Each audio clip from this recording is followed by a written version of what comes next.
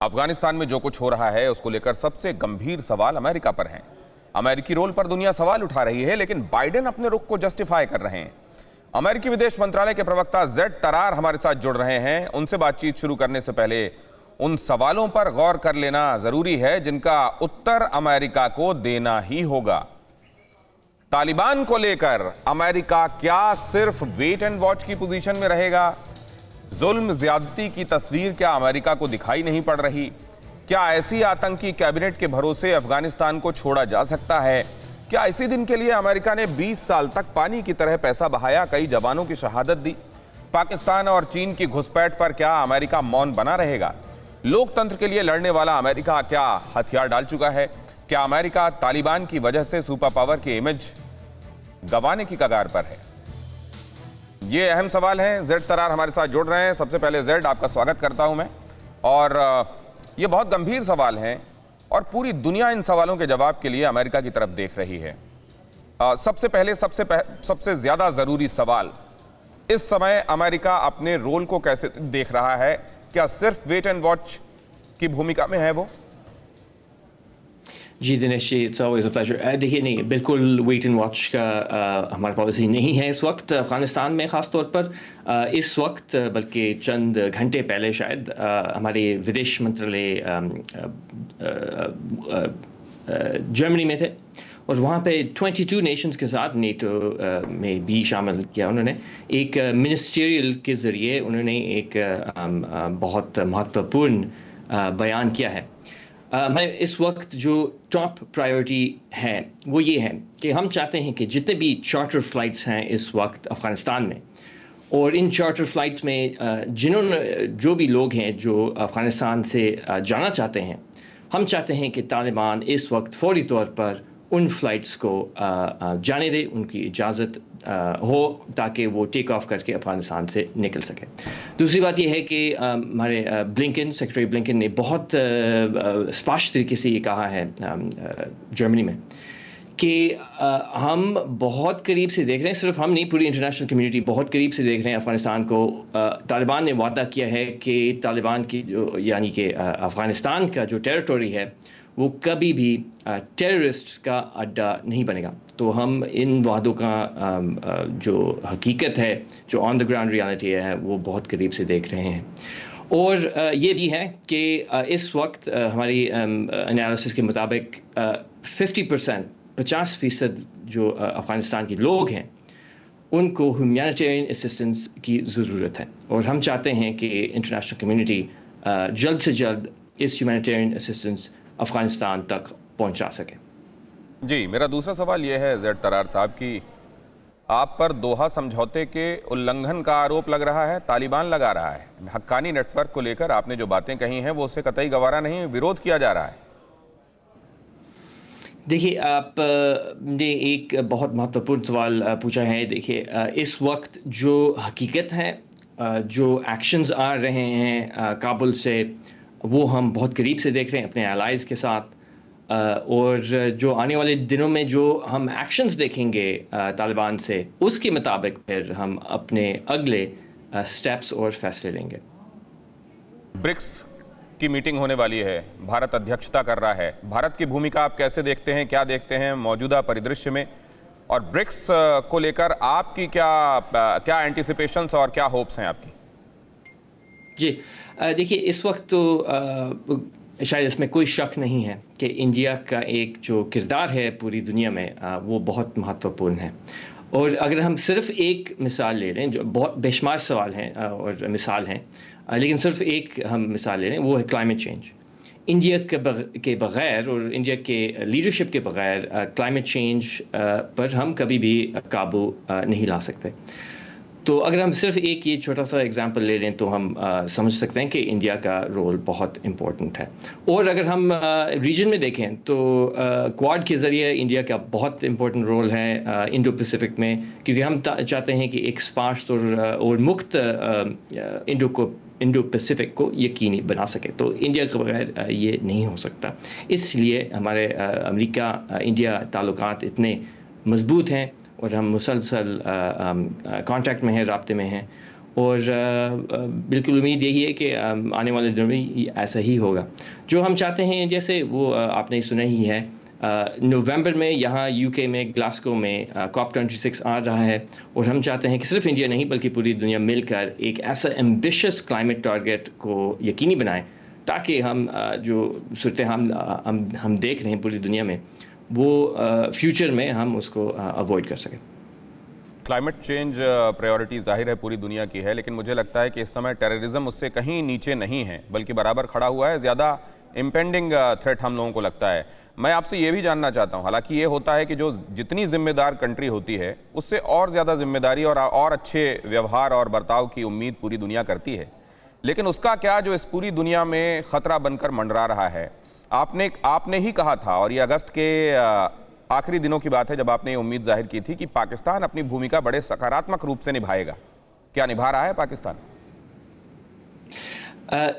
हम तो ये कह सकते हैं कि हमारे राष्ट्रपति बाइडेन बहुत स्पष्ट तरीके से कहा है कि अमेरिका कभी भी हेजिटेट नहीं करेगा जब भी हम कोई टेररिज्म का ख़तरा देख रहे हैं, जहाँ भी हो वो, हम कभी भी हेजिटेट नहीं करेंगे इस टेररिस्ट थ्रेट को निकालने में और ख़त्म करने में। और ये भी है कि अफ़गानिस्तान में जहाँ हमने 20 साल पहले एक ख़तरा देखा है और उस ख़तरे को हमने ख़त्म किया है, राष्ट्रपति बाइडेन का ये कहना है कि हम जितने भी हमारी कैपेबिलिटीज़ हैं, यानी कि जो हम कहते हैं ओवर द होराइजन कैपेबिलिटीज़, यानी पूरी दुनिया में पूरी विश्व में हमारी जो कैपेबिलिटीज़ है वो जारी रहेंगे। और इसमें कोई शक नहीं है कि अगर हमें कुछ ख़तरा लगे टेररिज्म से, उसका जवाब देने में हमें कोई हेजिटेशन नहीं होगी। आप लोगों ने, अमेरिका ने हमेशा ये कहा है कि वो लोकतांत्रिक मूल्यों की रक्षा के लिए प्रतिबद्ध है, पूरी दुनिया में डेमोक्रेटिक वैल्यूज़ की सुरक्षा के लिए प्रतिबद्ध है। मैं ये जानना चाहता हूँ कि जब वो ये कहता रहा पहले और देश उसको जिस तरीके से परसीव करते रहे, और तालिबान ये अफगानिस्तान एपिसोड के बाद अब जबकि वो ये बातें कहता है, क्या परसेप्शन में दूसरे देशों के फ़र्क आया है? अब मैं शायद ये नहीं कह सकता कि जहाँ तक परसेप्शंस हैं या नहीं हैं पूरी विश्व में, लेकिन मैं इतना ज़रूर कह सकता हूँ कि जहाँ तक हमारे लोकतांत्रिक मूल्यों की बात आती है, जो डेमोक्रेसी और फंडामेंटल जो फ्रीडम्स हैं, हम समझते हैं कि बिल्कुल ये हमारा एक बुनियादी किरदार है हमारे फॉरेन पॉलिसी में, और इसमें कोई चेंज नहीं आया, कोई तब्दील नहीं आया इसमें। लेकिन ये कहते हुए हम ये भी समझते हैं, और राष्ट्रपति बाइडेन बहुत स्पष्ट तरीके से ये कह चुके हैं कि हम नहीं समझते कि इसका जवाब, इस मसले का हल हथियार या हमारे सेना या मिलिट्री ऑपरेशंस के ज़रिए हो सकता है। ये वो कभी नहीं हो सकता। 60 सांसदों ने अमेरिका में तालिबान के खिलाफ चिट्ठी लिखी है। देश के अंदर किस तरीके का नज़रिया बनता जा रहा है? देखिए, ये हम सिर्फ आई थिंक बहुत अर्ली डेज़ में हैं। हम बहुत इसको करीब से देख रहे हैं, पूरी सूरत हाल को, पूरी सिचुएशन को ऑन द ग्राउंड, ख़ास तौर पर काबुल में। और हमारी जो मेन मैसेज यही है तालिबान के साथ कि जो वो वादे उन्होंने किए हैं गुज़िश्ता हफ्तों में और महीनों में, और जो इनके एक्शंस हैं उनमें हम उसमें काफ़ी फ़र्क है इस वक्त। और हम चाहते हैं कि आने वाले दिनों में सिर्फ हम नहीं बल्कि पूरी दुनिया, बल्कि 100 देश ने एक वादे पर उन्होंने साइन किया है, और यूएन सिक्योरिटी काउंसिल रेजोल्यूशन के ज़रिए भी हमने इस वादे को पूरे किया है। हम चाहते हैं कि एक इंक्लूसिव गवर्नमेंट हो काबुल में। हम चाहते हैं कि ह्यूमन राइट्स का रिस्पेक्ट किया जाए अफ़गानिस्तान में। हम चाहते हैं कि जिसने भी अफ़गानिस्तान से बाहर जाना है उनको इजाज़त मिले, और ह्यूमैनिटेरियन असिस्टेंस वहाँ पे पहुँचाने दें। अब भी आप ये उम्मीद लगा रहे हैं, इसकी वजह क्या है? और क्या वहाँ डेमोक्रेसी तक बात पहुँचते हुए आप देखते हैं, डेमोक्रेसी बहाल होने तक लोगों की सरकार लोगों के लिए वाली बात होते हुए देखते हैं आप? अब मैं ये नहीं कहना चाहूँगा कि सिर्फ हमारे उम्मीदें हैं, और हम सिर्फ ये देख सकते हैं कि काश चीज़ें जो हैं बेहतर हो सके आने वाले दिनों में। हम बहुत ओपनली और खुले आँख से इस सिचुएशन को देख रहे हैं, सिर्फ हम नहीं, पूरे हमारे अलायंस G7, EU, नेटो और हाँ बिल्कुल इंडिया भी है शामिल इसमें। और हम चाहते हैं कि जो हम दबाव लगा सकते हैं तालिबान पर, ताकि वो अपने सिर्फ अपने वादे नहीं बल्कि अफ़गान लोगों के लिए जो सही रास्ता है वो चुनें। 9/11 एक ऐसी तारीख बन गई जिसको टेरर के खिलाफ दुनिया की लड़ाई के तौर पर देखा गया और उसकी अगुवाई करता हुआ अमेरिका देखा गया। अब तक 9/11 को ही शपथ लेना चाह रहे हैं तालिबान के लोग। क्या 9/11 की पहचान बदलने वाली? अब ये शायद हम आने वाले दिनों में देखेंगे, लेकिन जहाँ तक हमारे फॉरेन पॉलिसी के बारे में अगर आप पूछ रहे हैं, तो हम समझते हैं कि जैसे मैंने अभी आपसे कहा कि तंशी के जहाँ हम टेररिज्म का ख़तरा देख रहे हैं, जहाँ हम देखेंगे वहाँ हम अपने एक्शन को लाएंगे, और इसमें कोई शायद शक नहीं है। प्रेसिडेंट बाइडेन की अप्रूवल रेटिंग गिरी है। तालिबान ने क्या अमेरिका को भी डिस्टर्ब किया है? जहाँ तक हमारे अप्रूवल रेटिंग्स हैं, आप भी जानते हैं कि ये एक अंदरूनी मामला है और हमारे फॉरेन पॉलिसी में शायद इसमें कोई कनेक्शन नहीं होते। मसला ये भी कि अब आपने भारत की भूमिका के संदर्भ में बार बार चर्चा की। जब प्रधानमंत्री नरेंद्र मोदी अमेरिका जाएंगे तो उनसे किन स्पेसिफिक मुद्दों पर आप लोगों की बातचीत ज़्यादा हाईलाइटेड तरीके से होने वाली?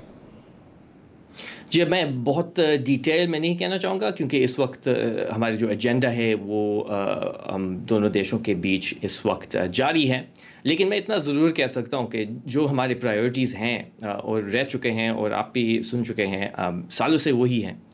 सबसे पहली जो प्रायोरिटी है वो है कोविड-19, इस महामारी से निपटने के लिए जो हम कदम उठा सकते हैं, जो हम कर सकते हैं पूरी दुनिया में, जिसमें शामिल ज़ाहिरी बात है वैक्सीन डिस्ट्रीब्यूशन है, पहली बात तो ये है। और उसके बाद क्लाइमेट चेंज है, जो कि कोई भी इनकार नहीं कर सकता, ये एक इमरजेंसी है।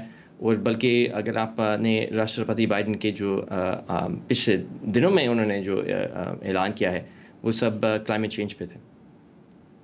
एक बात और मैं समझना चाहता हूं कि यूनाइटेड नेशंस की भूमिका मानवाधिकारों के संदर्भ में हो, महिलाओं के, बच्चों के अधिकारों के संदर्भ में हो, अफगानिस्तान में जो अभी के हालात हैं, अभी कोड़े बरसाए गए हैं महिलाओं पर, क्या देखते हैं आप? वहां किसकी भूमिका प्रभावी रूप से होनी चाहिए और वो भूमिका कितनी है इस समय? देखिए, आपने यूनाइटेड नेशंस का इज़हार किया है, बल्कि मंडे को एक मिनिस्ट्रियल होने वाला है यूएन सेक्रेटरी जनरल गुटेरेश के लीडरशिप के ज़रिए।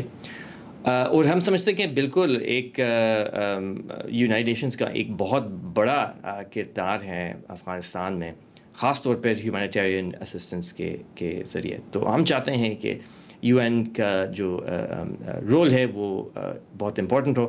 और बल्कि अगर हम यूएन सिक्योरिटी काउंसिल रेजोल्यूशन को देखें, तो वहाँ भी साफ लिखा हुआ है पूरी सिक्योरिटी काउंसिल के ज़रिए कि हम चाहते हैं कि यूनाइटेड नेशंस को एक एक्सेस दिया जाए अफ़गानिस्तान में। डिप्लोमेसी में एक टर्म होता है स्ट्रैटेजिक रिट्रीव। क्या अफगानिस्तान के मामले में अमेरिका की मौजूदा भूमिका वैसी देखी जाए? अगर हम इसको ज़रा फासला से देखें, तो जैसे राष्ट्रपति बाइडेन ने कहा है और चंद दिनों पहले सेक्रेटरी ब्लिंकन ने भी यही कहा है कि हमने अफ़गानिस्तान में एक ही वजह गए हैं 20 साल पहले, और वो था 9/11 का जवाब देना, जो कि हम दे चुके हैं। बल्कि 10 साल भी हो गए हैं ओसामा बिन लादेन के ख़िलाफ़ जो ऑपरेशन किया है हमने, उसको 10 साल भी हो गए उसको। तो सर बाइडेन, राष्ट्रपति बाइडेन ने ये कहा है कि अब वक्त आ गया था कि हम अपने फौजी ट्रूप्स को निकालें। जो पिछले सरकार था, उन्होंने एक एग्रीमेंट भी साइन किया है तालिबान के साथ, और हमने उस एग्रीमेंट के मुताबिक अपने फौजी और हमने अपने सैन्य ट्रूप्स को निकाल दिया था अफगानिस्तान से। आखिरी सवाल, एक सर्वे आया है जेड, जिसमें ये फ्रांस की एक ग्लोबल मार्केटिंग कंपनी है जिसने ये सर्वे किया है, और उसने ये पाया है कि पाकिस्तान के भीतर भी ज़्यादातर लोग ये समझते हैं कि तालिबान के अफ़गानिस्तान को ऑक्यूपाई करने के बाद खुद पाकिस्तान के रुइन होने के हालात बन गए हैं। इस पर आप कमेंट देना चाहेंगे? मैं तो ये कहूँगा कि एक स्टेबल और ओपन अफ़गानिस्तान सिर्फ अफ़गानिस्तान के लिए सही रास्ता नहीं है, और अफ़गान लोग हैं तो ये तो ज़ाहिर बात है, बल्कि पूरे रीजन के इंटरेस्ट में है। तो हम समझते हैं कि जितने भी हमारे, जो मैंने अभी जिक्र किया कि 22 नेशंस और नेटो समेत ने जर्मनी में एक मिनिस्ट्रियल के ज़रिए उन्होंने अफ़गानिस्तान पर बातचीत की है।